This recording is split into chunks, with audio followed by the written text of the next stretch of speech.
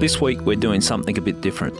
We're going back to Bowraville to look at the series of unsolved murders that I worked on when I was a detective. Bowraville is a small regional town about 6 hours north of Sydney. In 1990 and 91, over the space of 6 months, 3 Aboriginal children were murdered. Colleen Walker Craig was 16, Evelyn Greenup was 4, and Clinton Speedy-Duroux was 16. I first came to Bowraville to investigate the murders in 1997. Now, 33 years later, the families still haven't got justice and a serial killer is still on the loose. These are 3 kids that have gone missing in Australia on one street and no one cares. Sometimes you just want to break down and cry. All the stories have been told separately. Not once have they been told together. We're still going to fight on. You know, it's been 30 plus years and we're still going to continue. Your daughter taken from you at such a young age, how's that impacted on your whole life?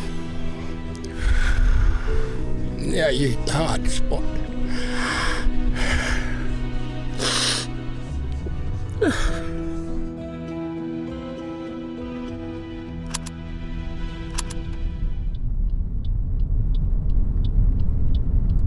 We're driving up the Mission. It's a set of houses. It's owned by the Lands Council, and years ago,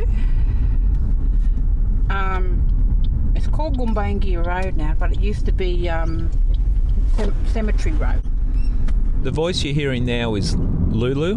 Lulu's Evelyn's auntie. Evelyn went missing from Bowraville in October 1990. The last known sighting of Evelyn was when she went to sleep in the bedroom at her grandmother's place, sleeping in the bedroom with her mother, Rebecca. It's the last time Evelyn was seen alive. Lulu often speaks out on behalf of Evelyn because Evelyn's parents, Rebecca and Billy, are still deeply traumatised by the events 33 years ago. We're currently driving around Bowraville and Lulu's just indicating some significant locations to us. I think there's about 15 houses on the Mission here, something like that, with all families. I think you can have about 3 generations of families in the houses at the moment because there's a shortage of houses and that. Okay. This is the Memorial Park. We're doing it up and then we've moved the plaques down there so that people can see them. Yeah. Let's get out and just show us what we're dealing with here so people can understand. Yeah. So we've got the Mission is all on one side of the road, and further up the road there is where my mother used to live, and Evelyn went missing from there, and then on the other side is a cemetery where it's still divided to this day, Aboriginals on this side and the whitefellas on this side. And see, over on the back hill there's the piggery, so every afternoon you get the smell of the pigs and hearing the squealing of them being killed.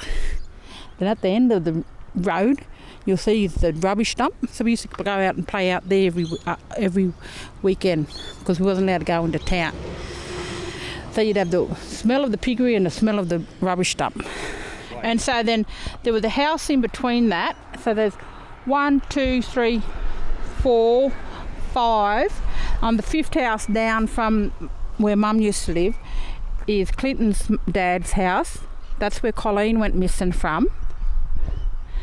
And then you go up around the corner where I'll show you soon is where Clinton went missing from. So it's just one street basically. We're all mob, we're all family. You'd go drinking at somebody's house and then you'd go to the next body's house, or you might go to the next person's house, go to sleep. You know, that's how it was. We were the friendly, open community then, and happy to share and looked after each other. And so that's what, they might drink up there, they'd start the party up there, then they'd end up down this end of the house. And there was a lot of kids involved, wasn't there? There was kids running around everywhere. Yeah. The kids looked, but they all knew where to go when it was time to go to bed, or if they wanted somewhere place to go. They knew one house or someone who they needed to go to, and they were looked after. But people didn't understand, and people would be making comments, legal people, police, or different people, that, well, where were the parents? But there's shared parenting. It was a community raising the kids, everyone together. it still happens these days, you know. We share the care of all the kids, you know. Statistically, how is it possible for 3 different perpetrators to come into a community and take kids and dump them in the same vicinity, in the same manner, same circumstances and everything like that? I think you summed it up brilliantly, because I tried to articulate it many times, because the authorities, whoever the authorities might be, whether it's the police, the DPP, prosecution, were alluding to the fact that these matters are unrelated. There's no proof that these matters. So we're standing in a street, 5 houses apart, 2 kids disappear, round the corner the 3rd kid disappeared, and this is over less than a 6-month period. All the kids were known to each other, and then their bodies turn up along the Congarini Road, or Colleen's clothing that she was wearing at the time of her disappearance dumped in the water at the end of the Congarini Road. And I think when that was put to you, one time you were speaking to the media and you said, well, we must just be the most unlucky people in the world that 3 killers are operating in this small country town. Yeah, like, how is that possible statistically? Maybe in America or something like that. But this is the first time major murders have happened in our community. Something this tragic has happened in this community, and all under the same circumstances, from a party, all from the same street, within metres of each other. All the majority of the people who were at the party were the same people at the last party, so everyone's known to each other, and where it's like a straight, when you drive the pathway where everything's found, from where they've been taken at the parties and where they've been disappeared from, to where their remains have been found, it's a straight line. A blind man could walk it. And it's just unfathomable how you can't understand these aren't related. How can you not see that these are related? But, you know, I personally believe that if they listened to Mooney about Colleen, Evelyn and Clinton would still be alive. By the way, Mooney is Muriel Walker, Colleen Walker's mother. You know, because that person would have been put on notice. But because she was Aboriginal, she was from the mission, she just went walkabout. She was 16 and she was doing what she wanted to do. But, you know, 4-year-old girl, Evelyn never went walkabout. She was always with family. She never spoke hardly. She was a very quiet, gentle girl, and she was always with her brother. But they wouldn't listen to us about that. They investigated us like we wanted to do something to her. You know, they instead of looking for a perpetrator, they were looking at us, looking at our family. How did you feel when the police are saying that there's all these sightings of this 4-year-old girl from here walking all the way into town with only one shoe, because the other shoe was found where she disappeared from, and you had to be told that you as family knew Evelyn? Is there any way in this world that Evelyn would wander off on her own and wander down to the stores? She would never. She was always with her brother, because he always spoke up for her, because she would hardly speak. She wanted something, she pointed, and he'd say, oh, she wants water. But they was always together, number one. And number two, she was always with family. She never went anywhere. And Rebecca and Bill always coordinated their time, because they were separated at the time, and, you know, who would have the kids and that. So everyone knew where the kids was. And when they seen Aaron coming down the street by himself, then they knew something was wrong, because Evelyn wasn't with him. And we was trying to tell the police that, and they wouldn't listen to us. They just wouldn't listen to us. That was the first stumbling block, was getting them to investigate. Like when I walked in for Evelyn, when I come home 7:30, Becca told me that Evelyn was missing. I come home from work. I remember this clear as day. And I said, when did you last see her? She said about 11. She said 11:30, I think. And that's when she woke up from a sleep. And she went looking for Evelyn. And by this time it was 7:30, and I said, right, we'll go looking for a little search. And then I said, grab the photo and go down to the police station. And there was one copper on that night, and I slid the photo over to him, and he was just about to leave because there was a highway patrol or something like that. And I slid it across, and he said, "Oh, what can I do for you?" I said, "My niece has gone missing. She's 4 years old. Can you help me?" And his words to me, I remember it, "What do you want me to do about it? I'm just about to knock off." I was like, I can still remember that man saying that to me, and I didn't know what to do. I was gobsmacked. I'm thinking, well, can't you do something, send out police or something? I said, she's 4 years old. And I couldn't argue with him because I was always taught not to argue with police because I'd get locked up or get bashed or something or taken away because that's what blackfellas are taught. So you don't argue with the police back then. Police didn't come near us. And we were just standing around shaking our heads, talking to each other, making up our own assumptions and doing our own little investigations of where our kids are. And, then we had to wait for another kid to go missing and his body to be found before police actually moved on it to come into the community and start talking and that. And they still fucked that up. They still didn't listen to all the evidence there that was given to them. So it was frustrating, and it still hurts to this day, It really hurts because, and a lot of the times I kick myself because I feel bad not doing that I'm not continuing the fight. It's just destroyed my family, especially my sister's families, Rebecca's family, Billy's family. And not to say, Thomas and June and Mooney and Michael, their families. Yeah, all of them, And it has an effect on how we are with people, with government, and with our kids. And how we treat them and keeping an eye out for them and being wary of people. They put especially with Rebecca, they put our lifestyle on trial. Just because she was drinking. She put Evelyn to bed. She didn't just dump her anywhere. She was sleeping in the bedroom. She was in the bedroom, like any mother would do. Parent would put your child in the bedroom. And that's what she did. What are we looking at here? This is the memorial park for the kids, so people can come and just sit and thinking about the kids and that.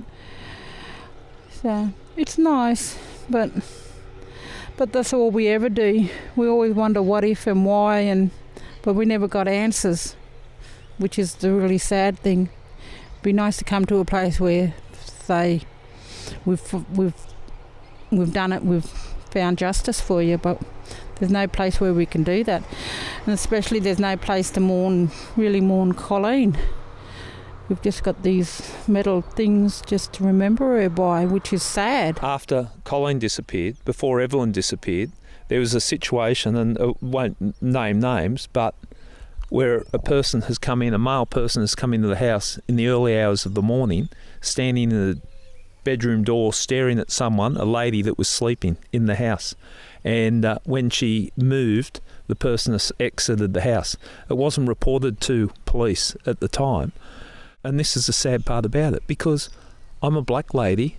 What would anyone care if someone was in my house? There wasn't going to be a response. And I think that's what we're touching on here with Lulu when she gets emotional about it and frustrated and angry, is because they didn't get the response they expected. Anybody else goes to a police, and granted it was back in the 90s, we didn't have social media like that, whereas now you could plaster it all over social media now. But back then we couldn't do that. All we had was our word of mouth, newspapers, and going to the police. Police didn't show up, media didn't show up. No one cared. Only one who cared was us. And we had to protest. I don't know how many times we've protested down these streets and down the streets of Sydney for movement to happen. The only time real movement and stuff it was reinvestigated properly was when Gary came on in 97. And that took a while for him to get information because we didn't trust him. I think my first words were to you wasn't too so nice. You didn't like me, Lulu. You scared me. I said to him, What are you doing right now? Yeah, what the fuck do you think you're going to do for us? Fuck off like all the rest, I told him. Come and blow up our skirts. You ain't going to do it. Because I wasn't happy. No. Yeah, because nothing was, we'd heard it all before. But, Gary stuck to his guns, and which was good. And he put up with us and learnt our ways and talked to us and sat with us and visited the streets and walked the streets of Bowraville and walked the streets of this mission to see. But no other politicians and that have done that. Evelyn was the second child to go missing in Bowraville. First was Colleen, third would be Clinton. Two of the bodies were found next to one road outside the town.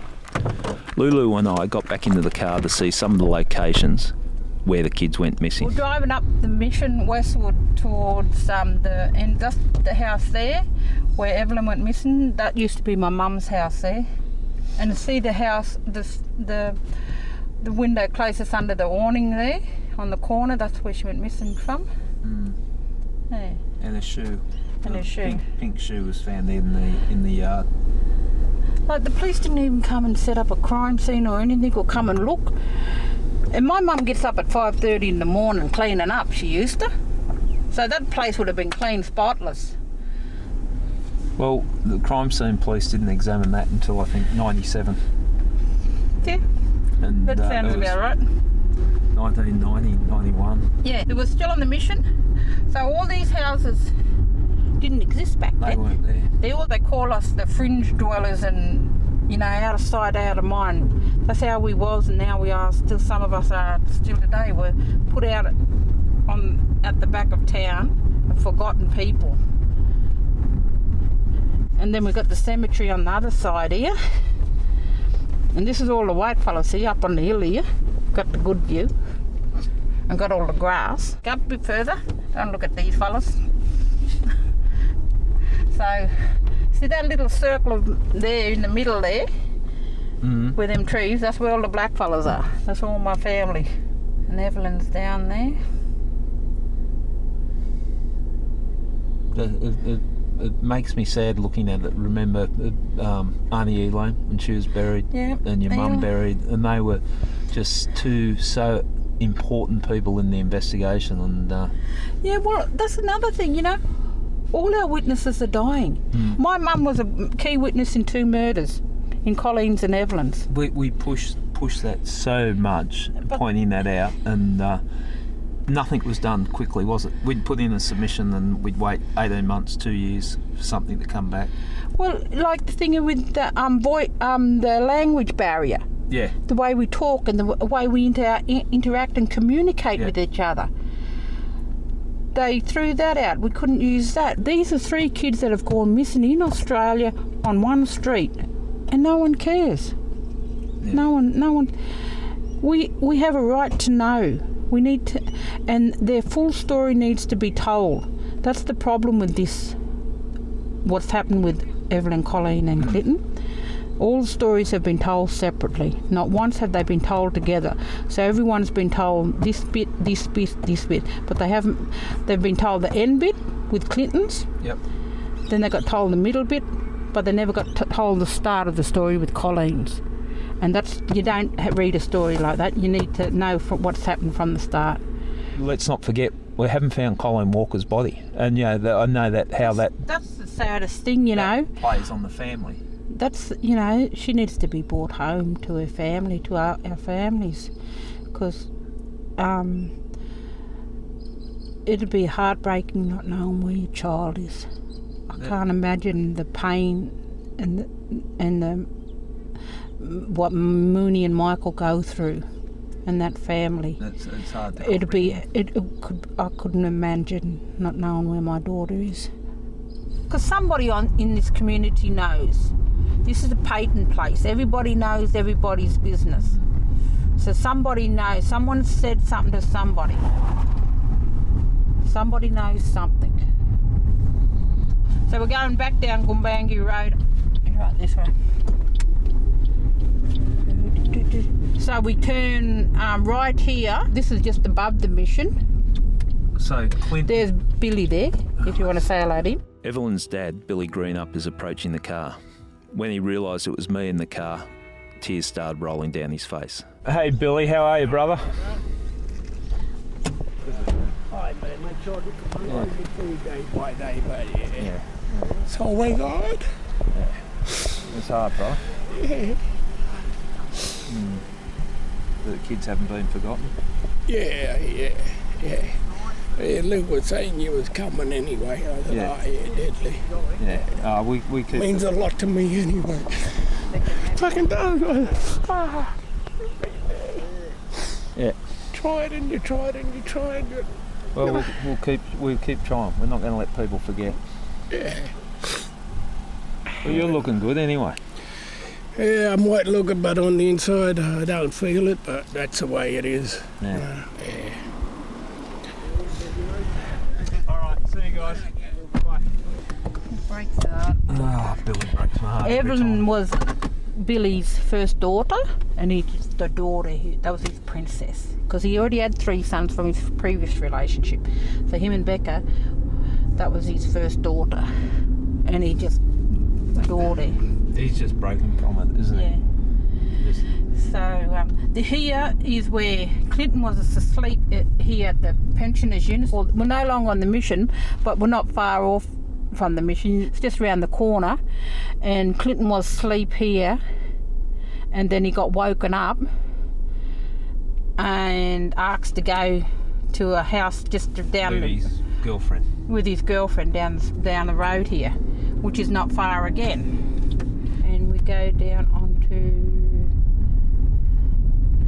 the left-hand side where the POI, or where Clinton went for to a caravan into that there. Caravan down the back of the place. Yeah. That the police miraculously lost. I don't know how you lose a caravan. When Lulu says POI, it stands for Person of Interest. That person was a 25-year-old Bowraville local, a white man. He worked at the local tannery stacking cowhides. This is where he lived at the time of Clinton's disappearance.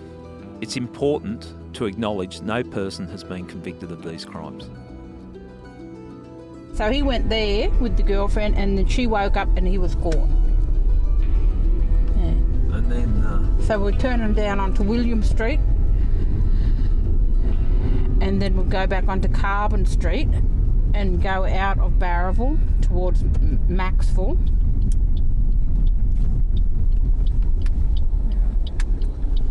So what we've got here is we're just leaving an area where the 3 kids were last seen alive. They're the last confirmed sightings of when these kids were alive. This is Norco Corner, and this is where someone was seen standing over a young boy, an Aboriginal boy, at 2-3 o'clock in the morning, and he was waiting for ambulance to come because he allegedly been hit by a car. He was just on the roadway, unconscious. Truck drivers have come round that corner at speed, nearly ran him over. And when they stop, there's a man fitting the description of a certain person with a car standing over the unconscious Aboriginal boy that didn't have his shoes on. Significantly, Clinton's shoes were left at the caravan where he was last seen alive. And the truck drivers asked this person, "Do you want assistance?" And he said, "No, I've already called the police or called the ambulance," whatever it was. And then they drove off. Strange for a number of reasons. Where do you call the police and ambulance to start with? This is, The nearest telephone booth at that time was about 200-300 metres up near the Catholic church, because we didn't have mobiles back then, so that was the nearest one. And that didn't always work because the people were smashing it anyway. Now, these people had this information. They provided it to police during the original investigation, but for an unknown reason, it wasn't followed up. Then when there was some media attention or whatever, I think it was it might have been after the acquittal of Evelyn, they provided information. They came forward, these 2 truck drivers came forward, and we spoke to them and interviewed them. And the best I can describe the situation here was there was an unconscious Aboriginal boy, the morning Clinton disappeared, laying on the road.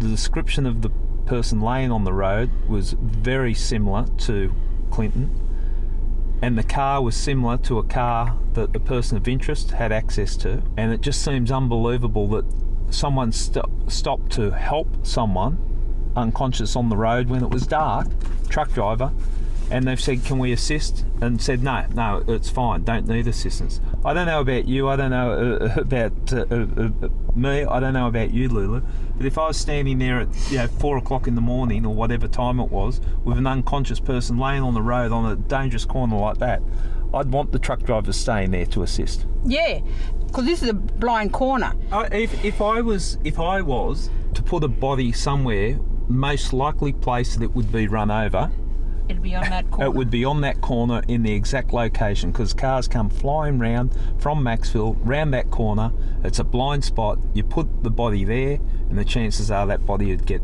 run over. Yep, exactly. All right. So this is where we have the 3 other banners. So if you go around the corner, so you see all the banners together. The banners Lulu is talking about have faces of the murdered victims on them. It shows that the kids have not been forgotten. I've just working, trying to think of how we can promote, because everyone's forgotten their names. No one speaks their name anymore. No, it's forgotten. It's like on everybody's.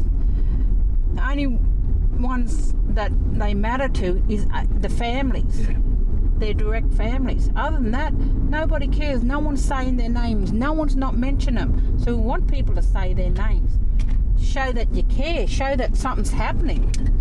So we're driving towards Maxville. This is the main road in and out of Bowraville. So there's a lot of back roads, and they all link up. If you're local, you know where to go.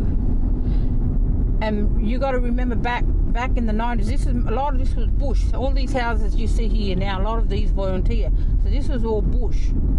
I'd like to make the point that where the 3 kids last seen, there's a lot of different directions they could have gone in, like to dispose of the body. The fact that they've all come out along the same way, like the bodies have all been disposed of in the same area. Back then, as I said, this was a dirt track. It's still partially dirt, and again, it was really bushy, hardly any houses. And you had to know this road was there. You had to be a local to know that it linked up with other places. Like Gary was saying, we're turning onto Congarini now road, and this was all bush. So you would have had to known this was here, because you can go to the back of the mission from this way too. This was all dirt, a lot more bushes, no houses. See, these houses wasn't here. This is thick bush, this was, and this is all dirt road. And what really breaks my heart about all this, especially with Evelyn's, one thing, where Evelyn was found was about 200 metres away from a very close family friend of ours. So my family used to drive out here all the time to visit her. And so basically we were driving past Evelyn and we didn't know. And so, that just kills me to this day that I didn't know she was down there.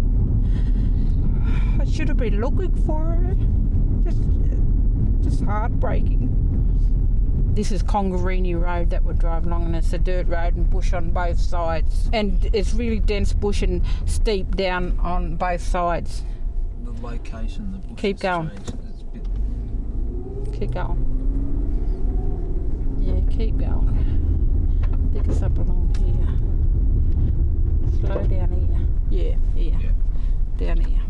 This is where Evelyn was found, down in bush dense land by SES. About 50 metres. Yeah.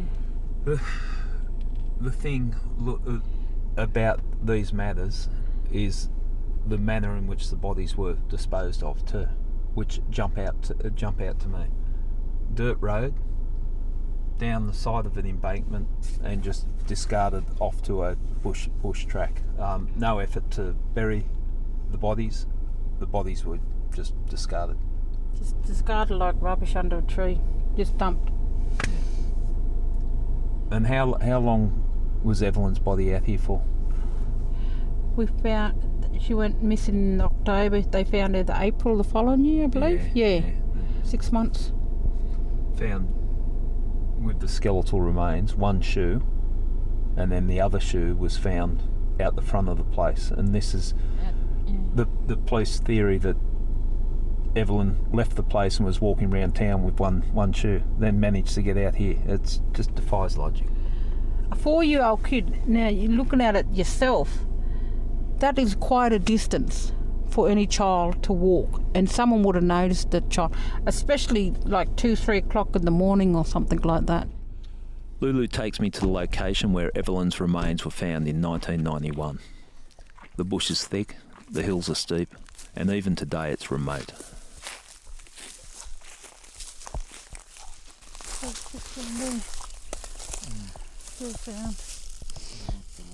Yeah, off to the left. Just under a tree, they was doing a search, and somebody come across her skull, I believe. And you know, everybody else knew before us. You know, the police, somehow the media found out, and I had to drive up to Tormina, which is about 45 minutes away, because that's where Rebecca was living. So I had to rush up there and drive up there to tell her, because the police didn't ring her and tell her, wouldn't send somebody around to tell her, and they knew all her contact details, and they knew where she was living. They didn't even have the respect or the courtesy to inform parents first. They told media first. And then when I walked in, I said, don't, she was just about to turn on the TV to watch the news, and I said, don't touch that dial, don't turn on that TV. I said, just get in the car, I need you home. And she said, why, what? And I didn't want to tell her, because I didn't want her to break down or anything. I just wanted to get her home so she was home with family before I told her. But she knew that what they'd found Evelyn. And I had to tell her, and she just started crying and screaming. It was just heartbreaking to tell your sister that they found her baby girl. And you know, I couldn't do anything because I was driving. I couldn't stop and cuddle her and that, and I just needed to get her home. But you know, the police made it difficult in every situation back then for us to comfort each other, to mourn, and even now we can't mourn properly because we have to continue the fight and keep asking the questions and saying their names. We can't even do that in peace and bury our kids in peace, and because we have to continue the fight for justice. You know, I had to race up and to tell my sister that they'd found her daughter's remains. It's just heartbreaking that the disrespect and just no compassion, no empathy, no nothing. Half these people have kids of their own, and you know, you wonder, think, how would you feel if this happened to your child or your grandchild? How would you want to be treated? But no, it's just heartbreak. It just breaks the heart. She was down there, and we didn't say no. I should have found her. Should have brought her home instead of leaving her here. She's out here by herself, thinking no one cares or no one loves her.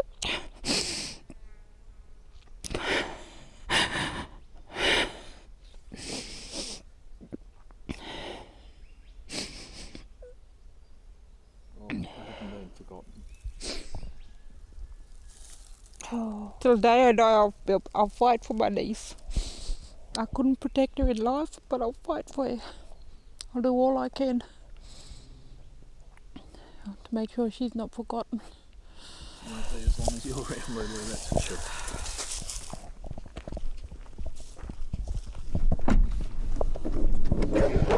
That's a hard thing, thinking that she's poor little things out here on her own at night. It is, In you the know. bush. And she was always a clingy child. Yeah. She was always, like I said, she was always with Aaron. They was always together. And she was always with family. So we're travelling further along Congarini, again going towards Maxwell. The year or two before they found Evelyn, we did a big search down this side of the road, but we didn't search that road side. And the search was conducted after Clinton's body was found. Yeah, yeah. So down here, on our left, there's a quarry on one side. Just down here, down in bushland here, thick bushland, there's where Clinton was found. And his body was disposed of very similar to Evelyn's in that it was off the Congarini Road, down a slope, down a dirt track, and then just dumped. His body was first found by people walking through the bush, and that started the search that led to the discovery of Evelyn's body. The memorial here, you see that it's made out of metal. What really just saddened me, when they first put up the memorial, it was timber, and people had set it alight or break it down and just vandalise it. And now, at least, the memorial sign there has been left alone and not vandalised.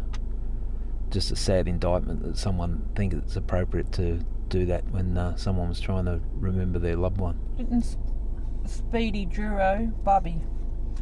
11th of the 6th, 74. The 1st of the 2nd, 91. He's a bit of a lad, bit of a character. Good dancer apparently. Did a nice Michael Jackson impersonation. So young and no one cares. Our kids are our future, but you know, these kids aren't thought of like that. They're just forgotten. We drive a bit further down the road, going across a bridge over a river. So we're travelling further along Congarini, and again it's still all bushland around here. It's bushland, dirt, dusty road, very dry. And so we're coming like down into a gully coming down to the river. We look down at the water. That's where Colleen's clothes were found, in the river, just months after she disappeared. You probably get a best sense here. It's a bit hard to stop the vehicle, but I reckon about 400-500 metres down towards the left, the clothes were weighted down, wrapped up in a plastic bag and weighted with rocks, and a fisherman happened to hook the clothes and snag it. And when the clothes were handed to police, it's determined that they were the clothes that Colleen was wearing at the time of her disappearance. There's a thing down here. Yeah. Down here. There. Yeah. There. That's where Colleen stuff was found there. You know, it was just tossed in. They could have thrown it in there and they're straight driven off. Back this way or the other way to get back home. It's about another 15 k's back inland to Bowraville from Maxwell. We're back in Bowraville. So we've just done a loop of Bowraville. And there we go. What's the go with this mural down on the side of the road down here? We got some of the ladies from Nyamigulpagan. That's women gathering together. That's a group of artists here, local artists, and it consists of Rebecca, Evelyn's mum, our cousin Denise, my niece Jasmine, and my daughter Yara. And so this is the story of history and stories of Gumbaynggirr people. So then you got the traditional times from where the goanna is there, and the men dancing around the fires. Then the women walking there with their pregnant.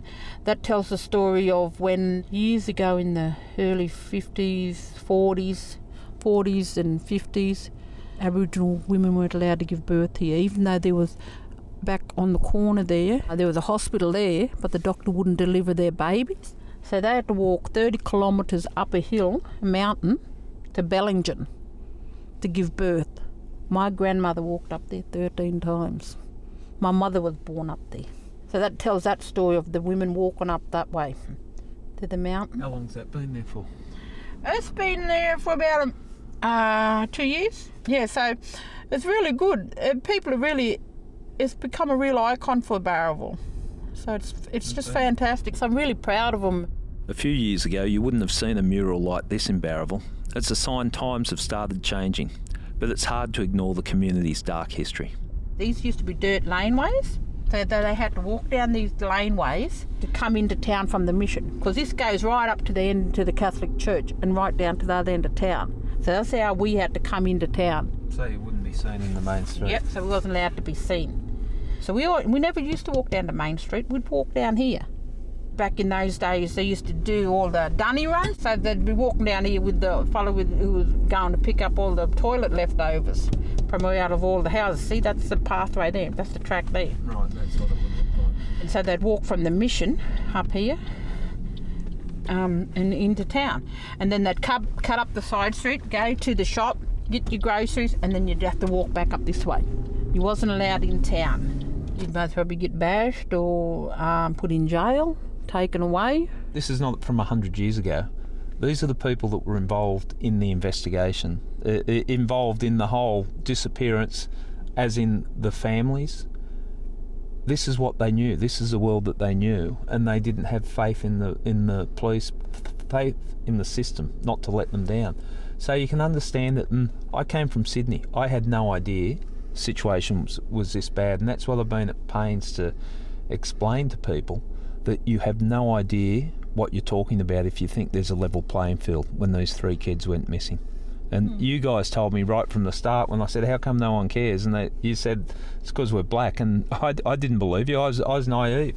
And then it's just, you've shown to be 100% correct. I call this valley the Bermuda Triangle. You've got Nambucca, Maxwell and Bowraville, right? And we're the black hole, Bowraville. Later on, I sat down with Lulu at the community centre. I wanted to ask her about Evelyn's legacy. Here we are, it's 30 years, over 30 years since Evelyn was murdered.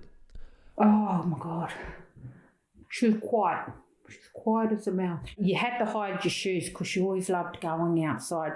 And so she'd think you were taking her for a walk if she'd seen shoes. And it's quite ironic because that's why Becca and Bill moved home. I said, why didn't you stay down in Sydney? Oh, we're worried someone might kidnap Evelyn or has something happened to her because she always likes going outside and that. What happened? She comes home and she gets murdered. You know, and it's just heartbreak to see your sister you love so much. You can't help her. You know, you just can't, I can't fix her because I can't get justice. And what really hurt, one of my biggest guilts, I was 21 and I just started my job with guide dogs. So I travelled around the state and I always had my nieces and nephews with me. And one time Evelyn stood out on the veranda and I didn't take her and I just broke my heart because I could still see her cry and say, come and take me with you. And I didn't take her because I put my work before her. I just wanted to kick myself. I'd kick myself every time. I should have taken it. I should have got her. Because I knew I was drinking up there. And I just kicked myself because I didn't take it. Lulu, you be kind to yourself. You're an exceptional person, the stuff that you've done. And when someone does an evil thing and everyone looks to how could we change it, you can't always change things. We've got to show that these kids are important, just as any other kids or other person who was a victim of a homicide. That's a sad thing, that you guys should be being dragged along by the system, by the police, by everyone dragged along, but you're at the forefront fighting for justice. I'm Evelyn's voice now. We are Evelyn's voice, Clinton's voice, Colleen's voice. They haven't got a voice anymore. We have to be that voice. and we have to keep fighting. And I will continue to do that, and I will continue to push other people and motivate other people. Now, I don't mind telling my story because then someone's listening. I'll repeat it in my sleep sometimes. You know, as long as someone's listening, someone knows my niece's name, and hopefully something will happen. Colleen, Evelyn, Clinton, we can't forget those names. Join us next time as I sit down with family and community members, along with the New South Wales Police, to discuss the Bowraville situation. We've been fighting for nearly 33 years and we don't know what's going to happen. You try not to think of it, but it's always be there for the rest of your life. We went through a horrific time and a lot of pissed off people at the time. We got the New South Wales Police. We got 40 of them here. That's the many I've seen without a riot. I was stationed up here when the murders occurred many, many years ago. It's a parent's worst nightmare. I didn't care about life anymore. You know? We need to find justice. 3 kids have been murdered and the killer's still walking the streets.